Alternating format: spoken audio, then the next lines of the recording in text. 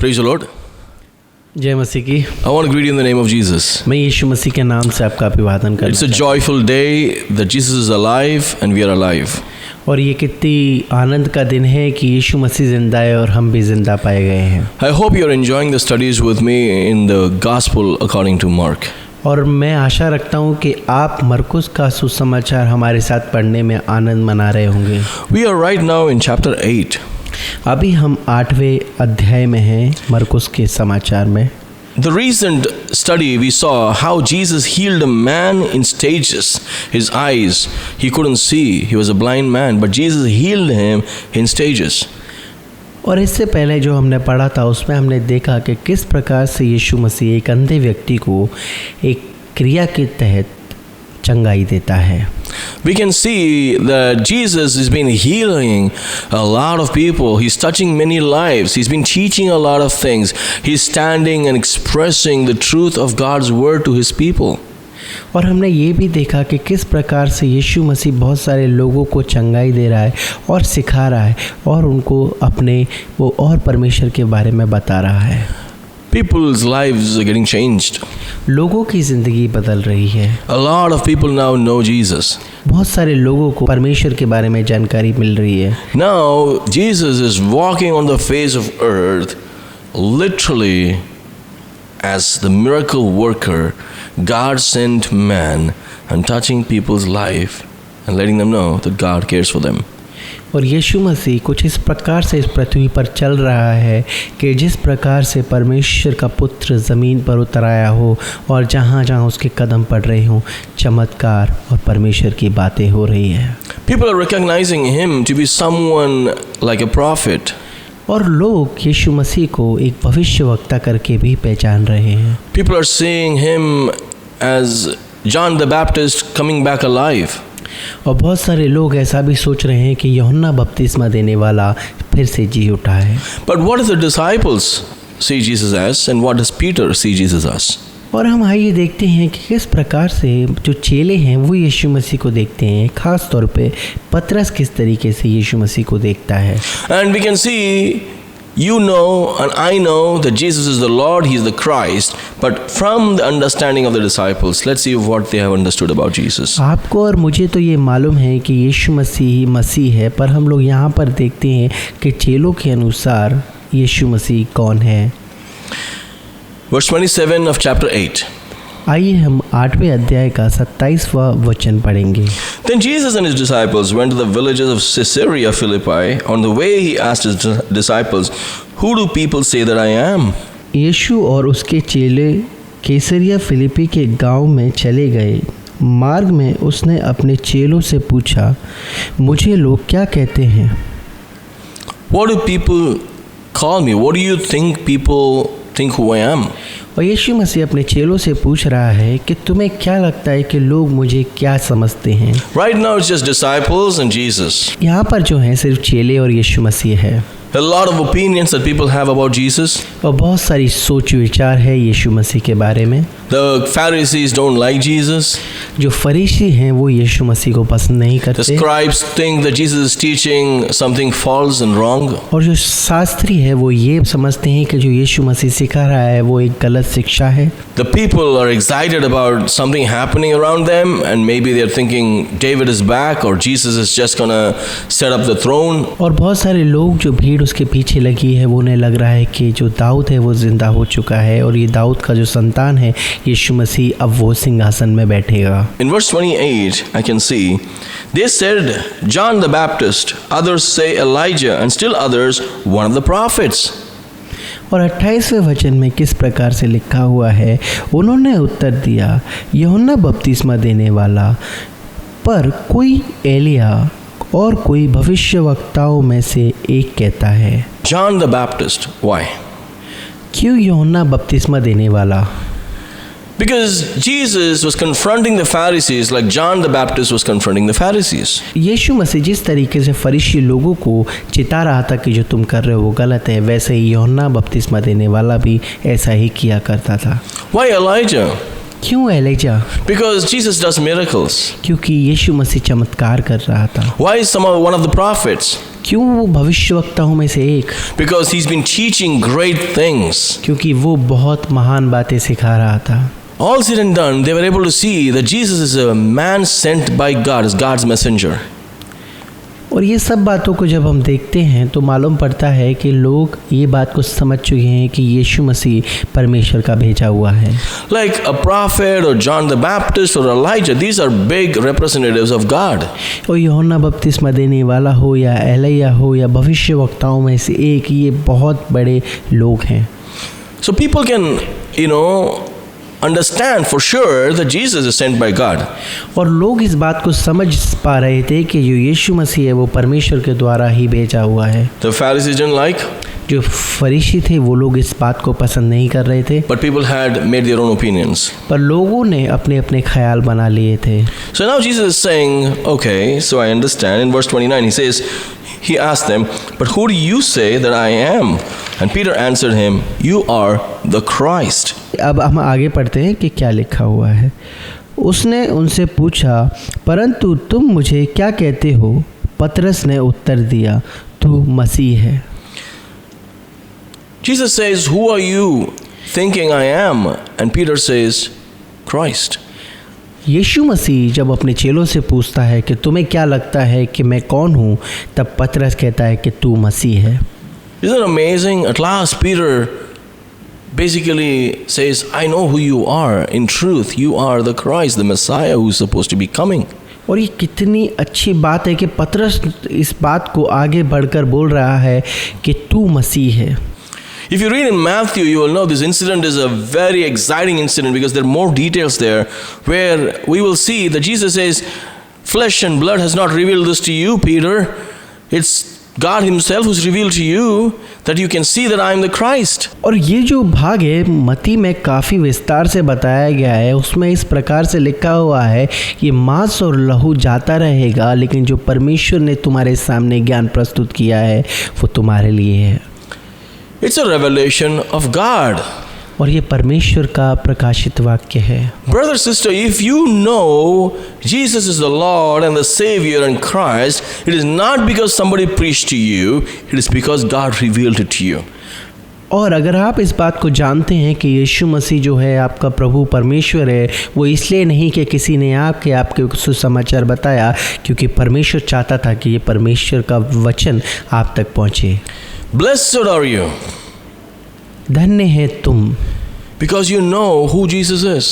क्योंकि आपको मालूम है कि यीशु मसीह कौन है। The Bible says, knowing Jesus is eternal life. ये जानना कि यीशु ही मसीह है, ये हमें अनंत काल का जीवन देता है। Wow, at last, Peter says, you are Christ. आखिरकार पतरस ये बोलता है कि तू मसीह है। Who is Messiah? कौन है मसीह? Messiah is the one promised by God who will come.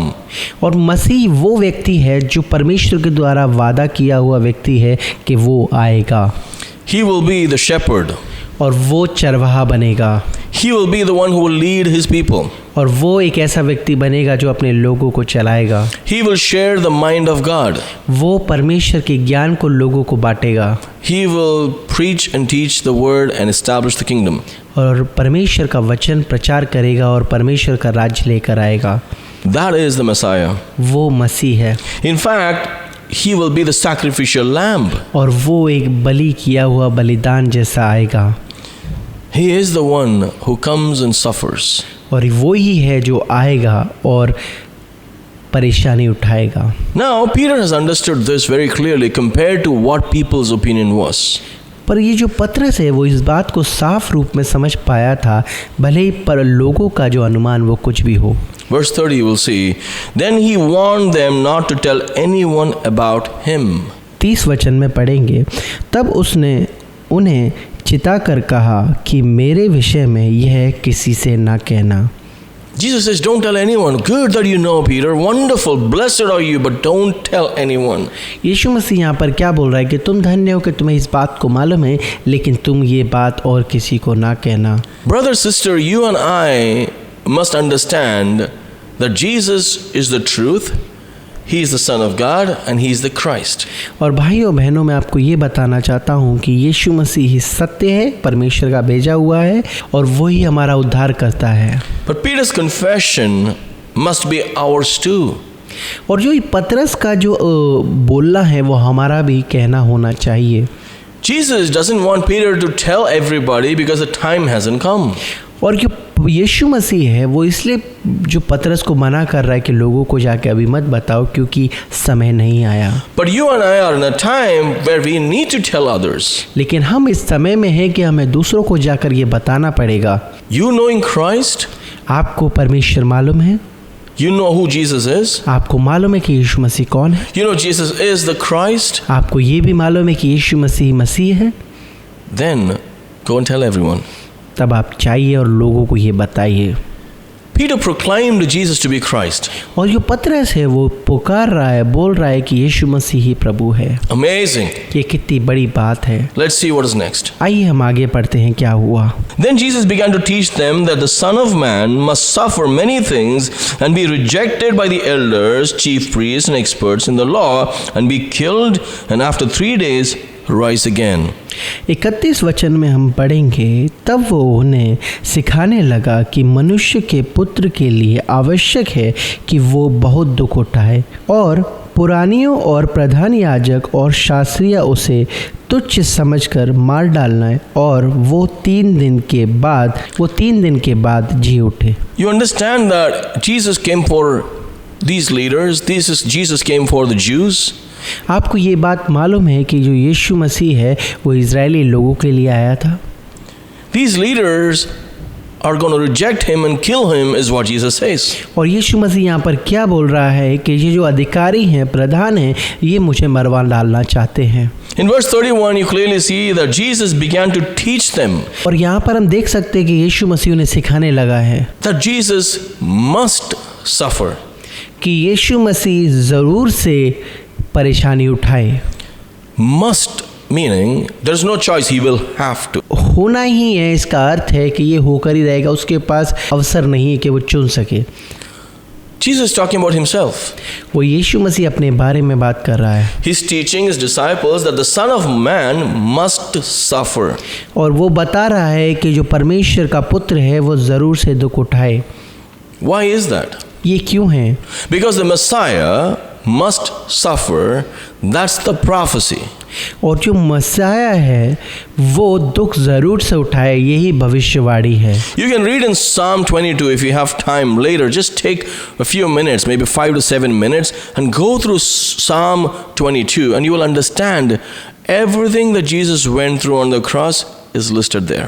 और मैं आपको उत्साहित करना चाहता हूँ कि अगर आप इस विषय में ज़्यादा जानना चाहते हैं तो भजन संहिता 22 को आप पढ़ डालें, आपको समझ में आएगा कि क्या भविष्यवाणी हुई थी। When Jesus says the Son of Man must suffer, it means it is necessary for Jesus to suffer, okay?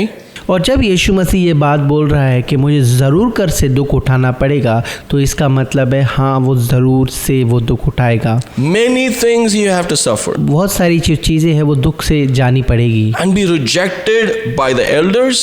और जो बड़े लोग हैं उनसे नकारा गया होगा। By the chief priest. और बड़े याजक के द्वारा भी नकारा गया होगा। And the experts in the law. और जो शास्त्री हैं जो इस विषय में बहुत जानते हैं वो भी इसे नकारेंगे। If you see, Jesus is actually prophesying about his own suffering on the cross.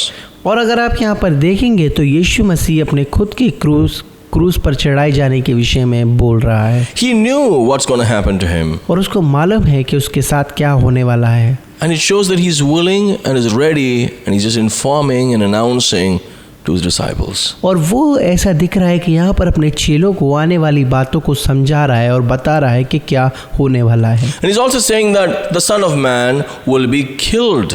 और ये भी बता रहा है कि जो परमेश्वर का पुत्र है वो मारा जाएगा। If you know, in the Old Testament, none of the prophets were able to say how their life is going to end. It's like Jesus is the only one who's saying this is exactly what's going to happen to me. और अगर हम पुराने नियम में देखेंगे तो कोई भी ऐसा भविष्यवक्ता नहीं हुआ जिसको अपनी मृत्यु के विषय में मालूम हो, लेकिन यहाँ पर यीशु मसीह को मालूम है कि वो किस तरीके से मरेगा। So, and then Jesus says, after 3 days, I will rise again. पर यीशु मसीह यहाँ पर क्या बोल रहा है कि मैं 3 दिन बाद फिर से जी उठूंगा। Remember, this is a very important key verse in the book of Mark. और यहाँ पर हम ध्यान दीजिए कि ये बहुत ही महत्वपूर्ण वचन है मरकुस के सुसमाचार में। This is the gospel. ये सुसमाचार है। Jesus came for you and me यीशु मसीह आपके और मेरे लिए आया, to suffer in our place for our sins. हमारे पापों के लिए वो दुख उठाए। We rejected him, हमें उससे नकारा, but he still continued and willingly sacrificed himself. और वो अपने आप को हमारे लिए कुर्बान कर दिया। फिर भी He died, gave up his life for us, उसने हमारे लिए अपना जीवन दे दिया and rose up on the third day. और फिर से तीसरे दिन जी उठा And he went to heaven. और वो स्वर्ग में उठा लिया गया And he's still there waiting for us. और वो फिर से हमारे लिए वाट पकता है। You know, Jesus did this for you and me. और यीशु मसीह आपके और हमारे लिए ये सारी चीज़ें की है। You have to believe in this. और इन सब बातों पे आपको विश्वास करना चाहिए। Do you have anyone who will be willing to die for you? क्या आप किसी व्यक्ति को, ऐसे व्यक्ति को आप जानते हैं वो आपके लिए मरने के लिए भी तैयार हो? Do you know anybody who is willing to sacrifice their life to save your life? क्या आप किसी ऐसे व्यक्ति को जानते हैं जो आपकी ज़िंदगी बचाने के लिए अपनी जान दे दे? Do you know anybody who will say that I will die and I will also raise up in specifically 3 days later? और क्या आपको कोई ऐसा व्यक्ति मालूम है जो आपको बोल सके कि मैं मर तो रहा हूँ पर तीसरे दिन जी उठूँगा? मतलब आपको एक समय बताता है कि वो कब जी उठेगा।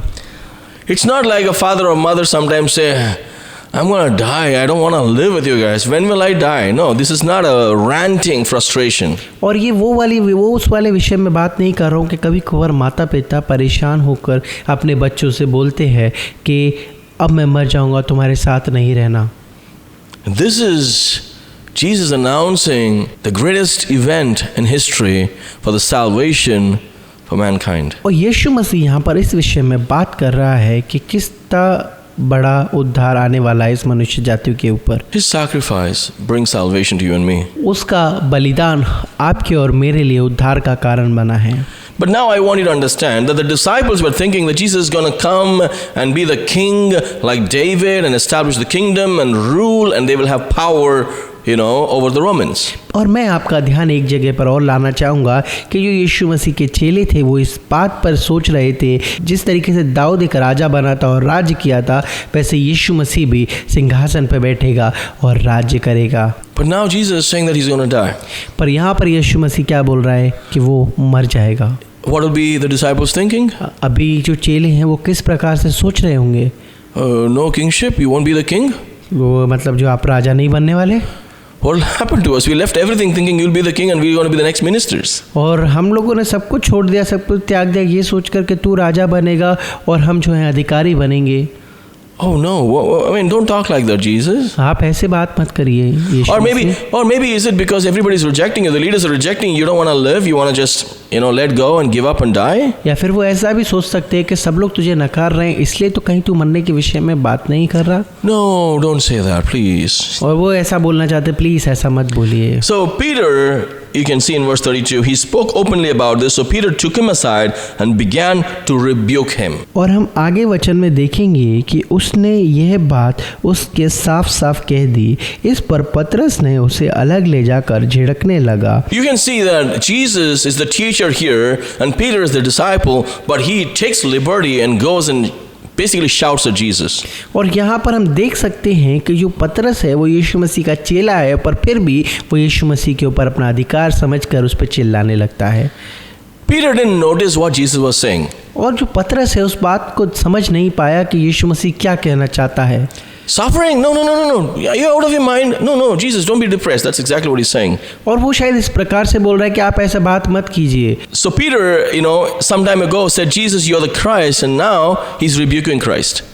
और थोड़ी समय पहले ही हमने ये पढ़ा कि ये पतरस है, उसने कहा कि तू मसीह है, लेकिन अब उस पर चिल्ला रहा है। If you stop here and think, Peter was genuine, Peter was interested in his life more, and Peter, like any of us, don't want to suffer. यहाँ पर अगर हम देखेंगे तो जो पतरस है वो किसी भी तरीके की परेशानी के साथ नहीं जाना चाहता था, जैसे आप और हम नहीं जाना चाहते हैं। If you see, Jesus didn't just talk about his death, he also talked about the resurrection, and Peter didn't notice that. और यहाँ पर हम देखेंगे कि यीशु मसीह ने सिर्फ उसकी मृत्यु के विषय में बात नहीं करी, बल्कि उसके जी उठने के बारे में भी बात करी, पर पतरस ने उस बात को नहीं पहचाना। You understand that? क्या आपको समझ में आ रहा है ये बात? Verse 33. आइए हम 33 वचन पढ़ेंगे। But after turning and looking at his disciples, he rebuked Peter and said, "Get behind me, Satan.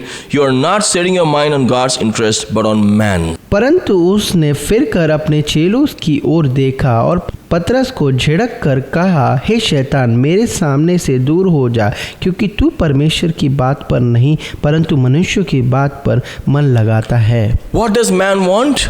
मनुष्य को क्या चाहिए? He wants to have a great life. वो एक महान जिंदगी चाहता है। Money, clothes, vehicles, name, fame. पैसा चाहता है, शानो शौकत चाहता है, ऐशो आराम चाहता है, गाड़ी चाहता है, घर चाहता है। But what was God's interest? पर परमेश्वर क्या चाहता है? God's interest was that Jesus be sacrificed कि यीशु मसीह जो है दुख उठाए and he would die. और वो मरेगा। Jesus is now talking about rejected by his own, killed by his own, and resurrected for his own. और यीशु मसीह यहाँ पर बोल रहा है कि जिनके लिए मैं यहाँ पर आया था वही मुझे मारेंगे और मैं फिर से जी उठूंगा। You see, God's mind and God's interest versus man's mind and man's interest has always been a tug of war. और यहाँ पर हम देख सकते हैं कि मनुष्यों का समझ और परमेश्वर की समझ हमेशा ये विपरीत ही चलती हैं। Jesus said, "Get behind me, Satan." और पता है यीशु मसीह ने क्या कि मुझसे दूर हो जा शैतान। Because Peter didn't understand God's plan. Peter was just talking about generally a man's plan to just survive somehow. जो पतरस है उसने जो परमेश्वर का जो रास्ता है उसको नहीं पहचाना, बल्कि मनुष्य के हिसाब से सोचकर उस रास्ते पर चलने की सोची।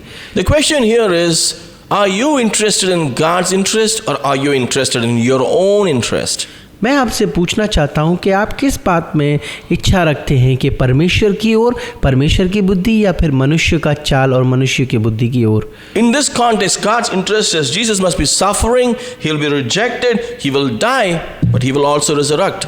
और यहाँ पर जो है, यहाँ पर यीशु मसीह साफ साफ बोल रहा है कि वो मारा जाएगा, दुख उठाएगा, लेकिन तीसरे दिन फिर से जी उठेगा। So that mankind will have salvation. Jesus' death will bring salvation to all. और यीशु मसीह का जो मरना है वो सबके लिए उद्धार लेकर आएगा। And nobody has done that. पर किसी ने भी ऐसा नहीं किया। That's God's plan. यही परमेश्वर की योजना है। But man's interest, लेकिन जो मनुष्य का जो इच्छा है वो क्या है? enjoying life, take as much as possible for yourself, fight, take care of yourself and live a great life and make something of your own. मनुष्य की इच्छा क्या है? उसकी इच्छा ये है कि वो जितना हो सके उतना इकट्ठा करे, सबसे लड़ाई कर ले और अपने आप को बलशाली दिखाए, So that they can provide for themselves. ताकि वो अपने आप को दे सके। Me, mine, my own. और वो ताकि मेरे अपने बारे में सोचे, अपना ख्याल रखे और सिर्फ अपने बारे में सोचता रहे। And then what happens? Man dies and then ends up destroyed. और तब क्या होता है कि मनुष्य मर जाता है और फिर नष्ट हो जाता है। Every man wants this, every man does it. हर एक आदमी को ये चाहिए और हर एक आदमी ऐसा करता है। That's what Peter is really doing here. और यहाँ पर भी पतरस जो है वो भी इसी प्रकार से कर रहा है। How about you? आपके बारे में क्या? Are you interested in God's interest or are you interested in your own? आप किस बात में इच्छुक हैं, परमेश्वर की इच्छा में कि मनुष्य की इच्छा में? Has God called you to serve Him and you're running away and finding ways to earn for yourself and live a better life? परमेश्वर आपको बुला रहा है कि सेवकाई के लिए, लेकिन आप संसार में जा रहे हैं और ये सोच रहे हैं कि किस प्रकार से मैं और पैसा कमा लूं। Remember, God is able to provide you anything for any time. जो परमेश्वर है वो आपको देगा और ज़रूर कर देगा। Grow with the understanding that you have in Him and be useful for God's work and His interest. और परमेश्वर की जो समझ है उसमें बढ़िए और वो क्या चाहता है उसे पूरा कीजिए। Keep in mind on God's interest. अपना जो दिमाग है वो परमेश्वर की योजना के ऊपर लगाइए। All right? समझ रहे हैं आप? Let's pray. आइए हम प्रार्थना करते हैं। Father, we come before you this moment and ask you to really help us understand your ways and follow after you. Lead us and guide us. Lord, you know our hearts. You know the truth about us. We know about you, but still we have walked away from you. We have changed our priorities. Forgive us. Help us to keep our priorities right and give our best to follow you and fulfill the work in the kingdom. In Jesus' name we pray. Amen. आमीन। Thank you for joining us. See you again soon. हमसे जुड़ने के लिए धन्यवाद। फिर से मिलते हैं।